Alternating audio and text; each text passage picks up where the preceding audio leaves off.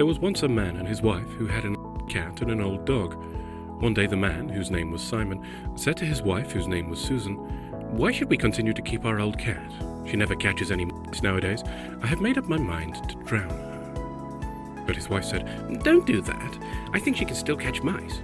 "Rubbish," Simon exclaimed. "Mice might dance on her and she could never catch one. No, I will put her in a bag and drown her." Susan was very sorrowful when she heard him say that, and so was the cat, who had been sitting under the table listening to the conversation. Simon went out to the barn to get a bag, and at once the cat began to meow and look up beseechingly into the face of her mistress. This was more than Susan could bear, and she opened the door and said, "Fly for your life, you poor beast, and get well away from here before your master returns." The cat took her advice and ran as fast as she could into the forest, and when Simon brought his bag to the house, his wife told him that the cat had vanished. "So much the better for her," was Simon's comment, "and now that she is out of the way, we must consider what to do with our old dog. He is so nearly blind and deaf that he is worse than useless. He always barks when there is no need, and makes not a sound when he ought to bark. I think I shall have to shoot him." But the soft-hearted Susan said, "Surely he is not as useless as you imagine, and remember how long and faithfully he has served us. We can very well afford to take care of him for the rest of his life." "Don't be foolish," her husband responded. "The courtyard might be full of thieves, and he would never know it. Besides, no thief would be afraid of him, for he has not a tooth in his head. If he has served us, he has had his food every day to pay for it. No, it's all up with him. I am going to the shed to load my gun, and then I'll take him out and shoot him." Susan was very unhappy at these words, and so was the dog, who was lying in a corner of the room and had heard everything. As soon as the man went to the shed, the old dog stood up and howled so mournfully that Susan opened the door and said, "Fly for your life, you poor beast." And the dog ran off to the forest with his tail between his legs. When Simon came in, Susan said to him, "The dog has disappeared." "Lucky for him," Simon remarked, but his wife sighed. She had been very fond of the old dog, and though she was glad he had escaped, she did not like to think of his wandering around homeless. It happened that the dog and the cat met each other in the forest. They had not been the best of friends at home, but each was glad of the other's company there in the lonely woodland. They sat down under a tree and were relating their woes to one another when a fox came along. He saw the two disconsolate creatures sitting there talking over their sad fate, and he asked them what they were grumbling about. The cat replied, "Caught no end of mice in my day, but now that I am old and past work, my master wants to drown me." "As for me," the dog said, "many a night have I watched and guarded my master's house, but now that I am old and deaf, he wants to shoot me." "That's the way of the world," the fox commented. "However, I will help you to regain your master's favor if you will first help me in my own troubles." They promised to do their best. The fox said, "The wolf has declared war against me, and is at this moment marching to fight me, supported by a bear and a wild boar. Tomorrow there will be a fierce battle between us."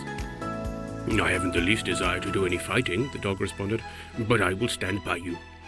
"Yes, and so will I," the cat said. "If we are killed, it at any rate is better to die on the field of battle than to perish ignobly at home." They shook paws with the fox and concluded the bargain. Then the fox sent a message to the wolf, naming a certain place where he and the cat and dog would be on the morrow, ready for the battle. Early the next day, the three friends set forth to encounter the fox's enemies, but the wolf, the bear, and the wild boar arrived on the spot first. When they had waited some time for the fox and his allies, the bear said, "I will climb up into the great oak that grows here, and perhaps I can see them coming." Up he scrambled. After looking around, he said, "There they are off in the distance, marching in this direction like a mighty army. They seem to be carrying a great sword. It is not a sword, but the tail of a cat. She is lame and limps on 3 legs, and I suppose holds her tail erect from pain." The bear and his companions laughed and jeered and made merry over the appearance of their enemies, and did not doubt that they could easily vanquish them. It was a warm day, and presently the bear said, "The heat makes me sleepy. We shall have to wait here for those fellows a long time at the rate they are coming. I'm going to curl myself up into the fork of the tree and have a nap." The wolf thought he also would have a nap, and he lay down under the tree. Then the wild boar concluded to make himself comfortable by creeping into a heap of dead leaves, where he covered himself so that no portion of him was in sight except one ear. They were all asleep when the fox, the dog, and the cat arrived. Just then, the boar chanced to twitch his exposed ear.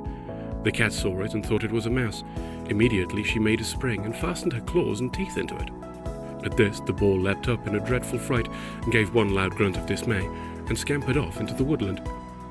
The cat was no less startled than the boar. She spit with terror and scrambled up the tree, right in the face of the bear. Now it was the bear's turn to be alarmed, and with a startled growl he half jumped and half fell out of the oak. He came down on the wolf and killed him, as dead as a stone. But the bear did not stop to find out how badly the wolf was hurt. He made all haste to escape into the forest. The fox had won the battle, and he said to his companions, "You can now return to your old home, and I will go with you and try to make you welcome." On the way, he caught a score of mice. When he and the cat and the dog reached Simon's cottage, he laid the mice down beside the door, and said to the cat, "Take in one mouse after another and lay them down before your master." "I will do whatever you tell me to do," the cat agreed. It was just after sundown, the day's work was done, and Simon and his wife were sitting at the fireside. The cat brought in the 20 mice, one at a time, and laid them at the man's feet. Then Susan said to her husband, "Just look, here is our cat back again, and see what a lot of mice she's got." "Wonders will never cease," Simon exclaimed. "I certainly thought the old cat would never catch another mouse." "Well," Susan remarked, "I always said our cat was a most excellent creature, but you men think you know best." Meanwhile, the fox said to the dog, "Your master has recently killed a pig. When the night gets a little darker, you must go into the courtyard and bark with all your might, just as if the pork were being stolen." "All right," the dog said, and after he had waited about half an hour, he went into the courtyard and began to bark loudly. "Our dog must have come back," Susan said to her husband, "for I hear him barking. Do go out and see what is the matter. Perhaps thieves are stealing our sausages." But Simon said, "That foolish beast is as deaf as a post and is always barking at nothing," and he would not go out to investigate. The next morning, Susan got up early to get ready to go to church in a neighbouring town, and she thought she would take some sausages to her aunt who lived there. But when she went to her larder, she found a great hole in the floor, and all the sausages were gone. "Simon," she called to her husband, "thieves have been here last night, and they've not left a single sausage. You see, I was perfectly right about the warning our old dog gave us. Oh, if you'd only gone out when I asked you to." Simon scratched his head and said, "I can't understand this thing. I did not think it possible that the old dog was so quick at hearing." "Ah," Susan said, "I've told you again and again that our dog was the best dog in the world, but as usual you thought you knew better than I did. Why is it the men are so unreasonable?" After that, the cat and the dog were restored to favour. They were satisfied, and Simon and Susan were satisfied, and so was the fox, for he had carried away the sausages.